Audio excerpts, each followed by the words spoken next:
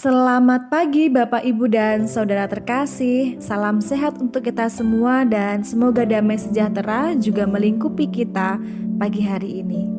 Pagi hari ini Bapak Ibu terkasih, kita akan merenungkan firman Tuhan dari Lukas 2 ayat yang pertama sampai dengan ayat yang ke-20.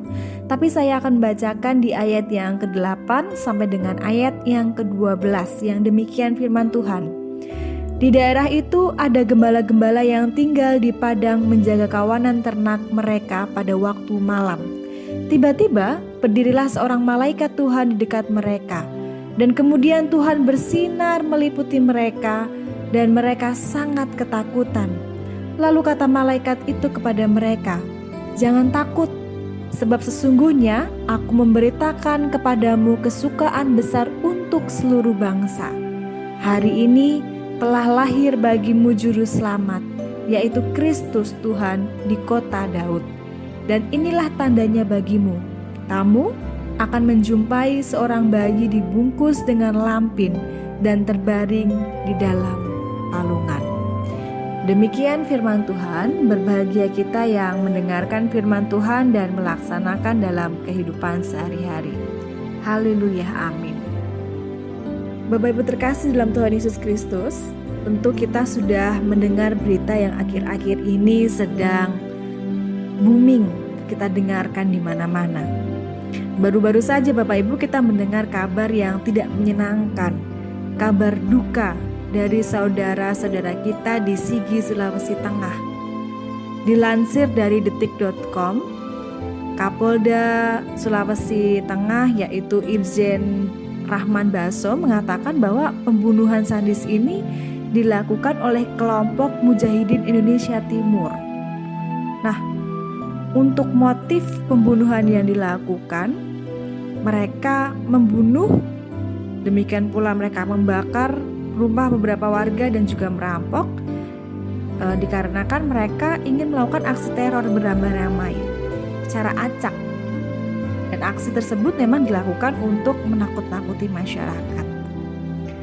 Bapak Ibu terkasih dalam Tuhan Yesus Kristus, maraknya aksi terorisme, kekerasan, ujaran kebencian antar umat beragama, ini tentu menunjukkan bahwa agama tidak lagi difungsikan sebagai tujuan awalnya, yaitu sebagai pencegah kesemrawutan. Melainkan agama malah menjadi penyebab kesemrawutan itu tersendiri. Agama yang seharusnya menjadikan umatnya lebih manusiawi dan terbuka satu dengan yang lain, dalam kenyataannya malah menjadikan umatnya semakin penuh dengan amarah, semakin arogan, semakin tertutup satu dengan yang lain. Ya, tentu saja Bapak Ibu, ini karena ada pemahaman-pemahaman yang salah yang dimiliki umat beragama. Jalaluddin Rahmat, seorang politisi dan dosen Universitas Padjadjaran, menyebutkan bahwa saat ini terjadi fenomena di mana agama yang ramah ini berubah menjadi agama yang marah. Teori ini memang diambil dari seorang pendeta bernama Charles Kimball.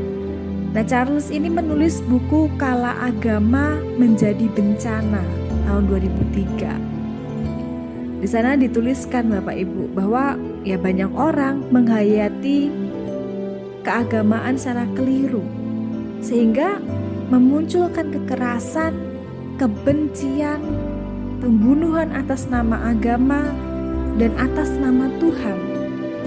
Jadi tidak sedikit orang merasa diri paling baik dan paling benar, sehingga mengkafirkan orang lain, mempersalahkan orang lain, dan lain sebagainya. Ada pula yang merasa diri pemilik surga, dan ya pemahaman-pemahaman yang lain yang akhirnya menyingkirkan keberadaan orang-orang yang berada di luar golongannya. Menurut Charles Kimball, terdapat 5 ciri-ciri penganut agama yang mendatangkan bencana, Bapak Ibu. Kita perlu tahu 5 ciri-ciri ini Bapak Ibu untuk kita bisa mengevaluasi diri kita sendiri maupun orang lain bila mana pemahaman agama kita atau orang lain ya memang sudah membahayakan dan menjadi bencana bagi orang lain. Kita perlu berhati-hati akan pemahaman kita kalau sudah masuk 5 ciri-ciri ini. Nah, kelima ciri-ciri itu adalah yang pertama, adanya klaim kebenaran, merasa diri ini paling benar dan pihak lain salah. Ya, akibatnya terjadi perebutan siapa yang benar dan siapa yang salah. Nah, dampak dari perebutan ini adalah pertengkaran tadi, kekerasan, tertutupan atau tidak mau terbuka dengan orang lain di luar golongannya. Yang kedua, adanya ketaatan yang buta terhadap pemimpin agama. Jadi kadang-kadang beberapa umat beragama ini mengagumi pemimpin agama, bahkan mendewa-dewakan pemimpin agama tanpa mau berpikir kritis atasnya. Ya, kalau pemimpin agama ini benar, tapi sialnya kalau pemimpin agama ini keliru, maka kita sebagai pengikut umat beragama juga menjadi keliru. Lalu yang ketiga, adanya masa lalu pendiri agama yang dianggap sebagai zaman ideal. Ada keinginan kita untuk kembali ke dalam kejayaan agama masa lalu. Misalnya ketika zending-zending yang ada dari Belanda waktu itu datang ke Indonesia, lalu menginjili, membuahkan hasil yang baik dari penginjilan itu. Lalu kita menganggap bahwa suasana itulah yang ideal dan kita ingin kembali ke suasana itu. Padahal Bapak Ibu, kita perlu mengingat bahwa hidup ini mengarah ke depan, bukan ke belakang. Kalau kita selalu mengarah ke belakang, maka akan terjadi fundalisme agama tadi. Lalu yang keempat, menghalalkan segala cara. Bahkan untuk melakukan kekerasan pun dihalalkan atas nama agama, atas nama Tuhan. Nah, ini yang jadi aneh. Tuhan ini mengajarkan hal-hal yang baik, mengajarkan umatnya untuk lebih manusiawi. Tapi kenapa lalu kita memutarbalikan itu, menjadikan diri kita tidak manusiawi atas nama Tuhan? Agama seperti dalam bahan dasar yang sudah kita perhatikan sama-sama berarti anti kesemrawutan, tapi nyatanya malah menjadi penyebab kesemrawutan. Nah, ini menjadi bagian yang perlu kita perhatikan juga. Ciri yang kelima adalah sama, perang atas nama agama.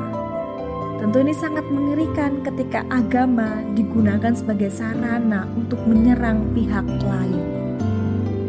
Bapak Ibu terkasih dalam Tuhan Yesus Kristus, kelahiran Tuhan ini membawa sebuah pembelajaran yang menarik bagi kita bersama. Kelahiran Tuhan ini membawakan pengajaran bahwa kita perlu terbuka bagi semua orang, bahkan orang-orang di luar golongan kita.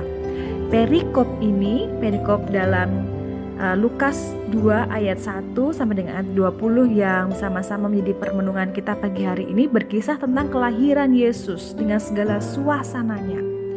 Nah, tidak jauh dari kelahiran Yesus, di sana terdapat gembala-gembala yang sedang beristirahat untuk menjaga kawanan dombanya. Nah, pada malam itu mereka sedang menunggui dombanya. Lalu tiba-tiba malaikat Tuhan datang atas mereka. Padahal Bapak Ibu terkasih, para gembala ini dalam kehidupan masyarakat kala itu adalah pekerjaan yang tidak dihitung. Mereka dianggap rendah kala itu. Mereka bahkan tidak memiliki suara dan aspirasi sebagai seseorang atau sebagai masyarakat kala itu. Mereka tersisih kala itu. Tapi menarik, ternyata malaikat malah mendatangi mereka yang disisihkan, yang tidak dianggap. Allah memberikan kesempatan bagi gembala untuk mendengarkan kabar baik atas kelahiran Yesus. Bahkan malaikat mengatakan ketika mereka ketakutan melihat malaikat ini mengatakan jangan takut. Kata jangan takut ini menjadi simbol kekuatan yang diberikan Allah kepada mereka. Allah melalui kelahiran Yesus menunjukkan bahwa Ia terdatang dan terbuka bagi setiap orang, bahkan mereka yang ada di luar golongan. Allah melalui kelahiran Yesus memberikan kekuatan bagi setiap orang, penerimaan bagi setiap orang. Maka inilah yang perlu menjadi perhatian bagi kita. Seharusnya keimanan kita pada Kristus membawa kita untuk lebih terbuka kepada orang lain, bahkan orang-orang yang ada di luar golongan kita, membawa penerimaan, membawa kemanusiaan, sifat-sifat kemanusiaan. Memang Bapak Ibu terkasih, banyak hal yang terjadi akibat kesalahpahaman umat beragama, mengatasnamakan agama dan Tuhan sebagai dasar mereka untuk berperang. Akan tetapi sekali lagi, di masa Advent ini kita diingatkan kembali bahwa kelahiran Tuhan mengajak kita untuk terbuka, untuk mau berdialog, untuk mau memanusiakan manusia lain, sebagaimana Allah yang melalui malaikatnya datang memberitahukan para gembala yang kala itu tentu tidak dianggap dalam lingkungan masyarakatnya, yang tentu tidak dianggap pantas, yang tentu tidak dianggap keberadaannya. Tapi Allah mau merangkul, Allah mau memberikan kekuatan dan kabar sukacita itu kepada mereka. Mari Bapak Ibu awali pagi hari ini dengan penerimaan dan keterbukaan kita bagi orang-orang sekitar kita. Banyak hal yang bisa kita lakukan. Kita bisa mengembangkan sikap toleransi kita terhadap perbedaan dengan sesama yang ada di luar kelompok kita. Demikian pula kita diajak untuk sigap membantu orang-orang tanpa memikirkan timbal balik. Kita juga perlu memberikan cinta kita dengan tulus sebagai wujud syukur kita atas cinta dan penerimaan Allah tersebut. Tuhan Yesus memberkati kita semua.